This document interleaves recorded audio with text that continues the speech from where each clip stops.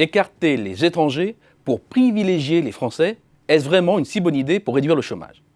C'est en tout cas l'une des propositions du Front National qui veut favoriser les nationaux, notamment en matière d'emploi. Très concrètement, c'est la 38e des 144 propositions présentées par Marine Le Pen. Supprimer sur notre territoire la directive détachement des travailleurs qui y crée une concurrence déloyale, inadmissible. Mettre en place une taxe additionnelle sur l'embauche de salariés étrangers afin d'assurer effectivement la priorité nationale à l'emploi des Français. A priori, c'est du simple bon sens.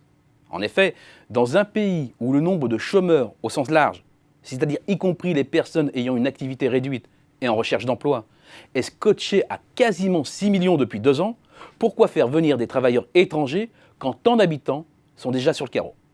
La logique se veut implacable. Un immigré de moins, c'est un chômeur de moins.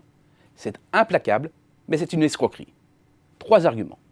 Le premier, contrairement à une idée reçue, la priorité nationale à l'emploi existe déjà. À l'exception des 30 métiers sous tension répertoriés sur des listes régionales, tout employeur désireux d'engager un étranger, non européen, doit 1.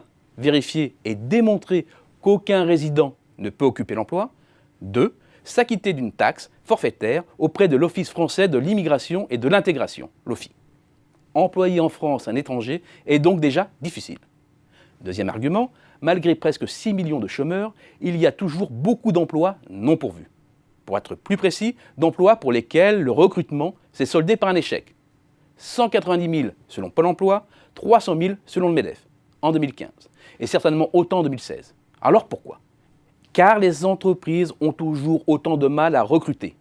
Près d'un tiers d'entre elles et la grande majorité des recruteurs ayant des difficultés sont confrontés à des candidats au profil inadéquat, faute d'expérience, de diplôme ou de motivation, ou carrément à une pénurie de postulants.